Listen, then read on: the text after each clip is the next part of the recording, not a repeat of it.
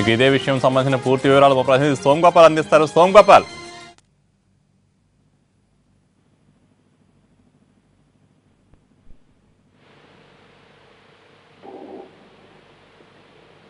ఇక ఈ ప్రత్యూష విషయానికి సంబంధించిన విషయాల్ని పూర్తి వివరాలు మా ప్రతినిధి సోమగోపాల్ అందిస్తారు. సోమగోపాల్, ప్రత్యూష ఎప్పుడు కేసీఆర్ నివాసం చేరుకున్నారు? అది ఎన్ని రోజులు కేసీఆర్ నివాసంలో ఉండబోతున్నారంటే?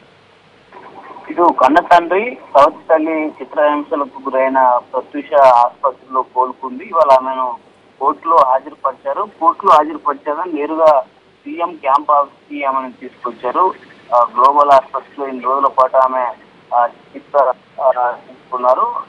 గ్లోబల్ ఆసుపత్రిలో ముఖ్యమంత్రి కలిసిన సందర్భంగా ఆమెకు కోలుకున్న తర్వాత మా ఇంటికి రావాలని గతంలోనే చెప్పారు. దాని ప్రకారం అధికారులు ఆమెను ఇవాళ సీఎం అధికార నివాసానికి తీసుకొచ్చారు.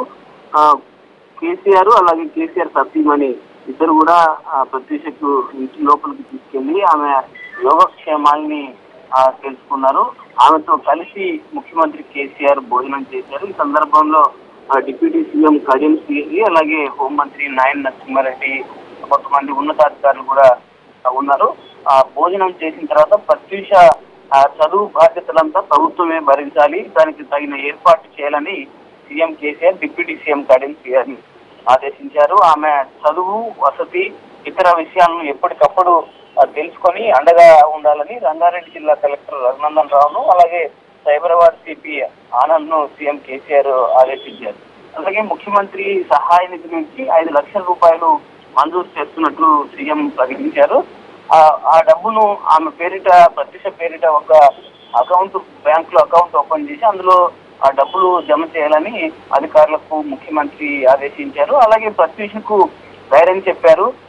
జరిగింది ఏదో జరిగింది, నీకు మంచి సపోర్ట్ దొరికింది, దీన్ని ఉపయోగించుకోవాలి, బాగా చదవాలి, పైకి రావాలి, నువ్వు కష్టపడి చదివి పైకి రావడమే నిన్ను బాధ పెట్టిన వారికి నువ్వు వేసే శిక్ష అని ముఖ్యమంత్రి ప్రత్యూషతో అన్నారు. అలాగే ఇకపై నీకెవరు ఎదురు రారు, నీ తిరుగుకి ఎవరు ఎదురు రారు, ధైర్యంగా ఉండు, అన్నిటికీ నేనున్నాను, ఎప్పుడైనా నా ఇంటికి నువ్వు రావచ్చు పోవచ్చు అంటూ ఆయన ముఖ్యమంత్రి తన ఫోన్ నెంబర్లు కూడా ప్రత్యూషకు ఇచ్చారు. ప్రత్యూషను అధికారులు హాస్టల్ కు తీసుకెళ్లారు. అధికారులకు చాలా స్పష్టమైన ఆదేశాలు ముఖ్యమంత్రి జారీ చేశారు. ఆమె ఏం చదువుకుంటే ఆ చదువు చదివించే బాధ్యత, అందుకయ్యే పూర్తి ఖర్చును ప్రభుత్వమే భరించాలి. అలాగే ఆమె సురక్షితంగా ఉండడానికి హాస్టల్ కానీ లేకపోతే ఎక్కడ ఉన్నప్పటికీ ఆమెకు సంబంధించిన మొత్తం ఖర్చు ప్రభుత్వమే భరించాలి. ఆమెకు పూర్తి స్థాయిలో భద్రత ఉండే విధంగా, ఆమె జోలికి ఎవరు రాకుండా ఉండేలా ఆమె మంచి చదువుకునే విధంగా చూడాలని ముఖ్యమంత్రి కేసీఆర్ అధికారులకు ఈ సందర్భంగా స్పష్టమైన ఆదేశాలు జారీ చేశారు. ఆ తర్వాత ముఖ్యమంత్రితో కలిసి నేరుగా భోజనం చేయడం, ముఖ్యమంత్రి పూర్తి స్థాయిలో భరోసా ఇవ్వడంతో ప్రత్యూష కూడా చాలా సంతోషంగా బయటికి వెళ్లారు. కళ్యాణ్, అయితే సోమగోపాల్, హాస్టల్కి తరలించారని చెప్తున్నారు. ఎక్కడ ఏ హాస్టల్లో పెడుతున్నారో, భద్రతా విషయాలు ఎవరు చూసుకుంటారంటారు?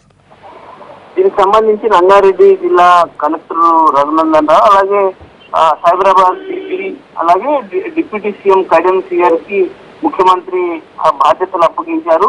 ఆమె ఎక్కడ సేఫ్ గా ఉంటుంది, దానికి సంబంధించి ఉమెన్స్ హాస్టల్లో పెడితే మంచిదా లేకపోతే ఏదైనా రెసిడెన్షియల్ హాస్టల్లో ఉంచాలన్నా, ఆమె అసలు ఎలాంటి కోర్సు చదవాలనుకుంటుంది, నర్సింగ్ కోర్సు చదువుతానని గతంలో చెప్పింది, అవసరమైతే మెడికల్ లాంటి కోర్సు చదివించడానికి కూడా ప్రభుత్వం సిద్ధంగా ఉన్న నేపథ్యంలో మంచి కోర్సును ఆమె భవిష్యత్తుకు ఉపయోగపడేలా ఆమె సంతృప్తిగా ఇష్టంతో చదివే కోర్సును ఆమెను చదివించేందుకు సిద్ధమైంది. ఈ నేపథ్యంలో ఆమెతో అధికారులంతా మరొకసారి కూర్చొని మాట్లాడి ఎక్కడ ఉండదలుచుకుంటుంది, ఏం కోర్సు చేయదలుచుకుంటుంది, ఎవరైనా బంధువుల దగ్గర ఉంటుందా, వీటన్నిటికి సంబంధించి ఆమెతో పూర్తి స్థాయిలో మాట్లాడిన తర్వాత ఎక్కడ ఆమెను ఉంచాలనే దానిపై నిర్ణయం తీసుకోబోతున్నారు. అలాగే ఏ కోర్సు చదవాలనే దానికి సంబంధించి, చదివించాలనే దానికి సంబంధించి కూడా ఆ తర్వాతే తుది నిర్ణయం తీసుకోబోతున్నారు. కానీ ఆమె ఏ కోర్సు చదివినా ఎక్కడున్నా ఆమెకు సంబంధించిన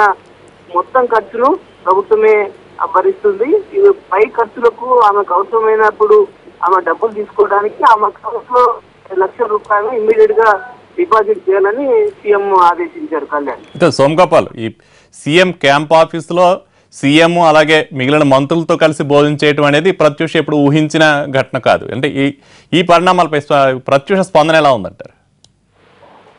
ప్రత్యూష హాస్పిటల్ కు ముఖ్యమంత్రి సతీమణి వచ్చినప్పుడు, అలాగే కవిత, ఎంపీ కవిత, కేసీఆర్ కూతురు వచ్చినప్పుడు చాలా సంతోషపడ్డారు. నేరుగా ముఖ్యమంత్రి తన దగ్గరకు రావడం, తన యోగక్షేమాలు తెలుసుకోవడం, పూర్తి స్థాయిలో చదువు అలాగే ఆమెకు అవసరమైన ఖర్చులన్నీ భరిస్తామని ఆసుపత్రిలోనే ఆమెకు హామీ ఇచ్చారు. అలాగే నువ్వు కోలుకున్న తర్వాత మా ఇంటికి రావాలని అదే రోజు ముఖ్యమంత్రి ఆహ్వానించారు. ఇప్పటి వరకు కోర్టులో ఆమెను హాజరుపరచలేకపోయారు. పూర్తి స్థాయిలో ఆమె కోలుకున్న తర్వాత కోర్టులో ఇవాళ హాజరుపరిచారు. ఆ తర్వాత ఆమె పూర్తి స్థాయిలో కోలుకుంది. ఆమె సొంతంగా ఆలోచించగలుగుతుంది. అలాగే ఆమె భయం నుంచి అటు సవతి తల్లి కానీ కన్న తండ్రి నుంచి పూర్తిగా భయం కూడా లేకుండా కోలుకున్న పరిస్థితి. ఆమెకు పూర్తి స్థాయిలో అధికారులు కావచ్చు, ఇటు పోలీసుకు సంబంధించిన రక్షణ ఇప్పుడు ఆమెకు ఉంది. ఇలాంటి పరిస్థితుల్లో ఆమె ఫ్రీగా స్వేచ్ఛగా ఆలోచిస్తున్న ఈ పరిస్థితుల్లో ఆమెను కోర్టులో హాజరుపరిచారు. కోర్టులో హాజరుపరిచిన వెంటనే గతంలో ముఖ్యమంత్రి ఆహ్వానం మేరకు ఆ ప్రత్యూషను ఈ విషయం ఒప్పించి ముఖ్యమంత్రి ఇంటికి తీసుకెళ్లారు. నేరుగా ముఖ్యమంత్రితో కలిసి భోజనం చేయడం, అలాగే సీఎం సతీమణి ఆమెను అన్ని వివరాలు అడిగి తెలుసుకోవడం, ఇతరులతో పాటు ఆసుపత్రిలో డాక్టర్లు ఎలా చూసుకున్నారు, ఇప్పుడు ఆరోగ్యం ఎలా ఉంది, భవిష్యత్తులో ఏం చేస్తావు, దీనికి సంబంధించి సీఎం తో పాటు సీఎం సతీమణి అలాగే డిప్యూటీ సీఎం కడియం శ్రీహరి మరికొంతమంది ఉన్నతాధికారులు కూడా వాళ్ళంతా ఆమెతో మాట్లాడారు. పూర్తి స్థాయిలో ఆమె ఉండేలా, ఎవరి భయం లేకుండా ఉండే విధంగా ఆమె మంచి కోర్సు చదివి మంచి భవిష్యత్తు ఆమెకు వచ్చే విధంగా గవర్నమెంట్ నుంచి పూర్తి స్థాయిలో హామీ రావడంతో ప్రత్యూష ఇప్పుడు చాలా సంతోషంగా ఉంది. తను 1-2 రోజుల్లో పూర్తి స్థాయిలో ఆలోచించుకొని తనకు సంబంధికులకు సంబంధించిన సమాచారం తెలుసుకున్న తర్వాత తాను ఏ కోర్సు చేస్తాను, ఎక్కడ ఉంటానని దానికి సంబంధించి రిప్లై ఇస్తానని చెప్పినట్టు తెలుస్తుంది. ప్రస్తుతానికైతే అధికారులు క్యాంపస్ నుంచి తీసుకెళ్లారు. ప్రస్తుతం ఏ హాస్టల్కి తీసుకెళ్తారో దానికి సంబంధించి కూడా పూర్తి స్థాయి సమాచారం లేదు. మరి కాసేపట్లోనే దీనికి సంబంధించి ఆమె ప్రస్తుతం ఏ హాస్టల్కి తీసుకెళ్తున్నారు, ఎన్ని రోజులు అక్కడ ఉంచుతారన్న దానికి సంబంధించి ఆ వివరాలు తెలిసే అవకాశం కల్పిస్తుంది Kalyan. Thank you Som Gopal, thank you.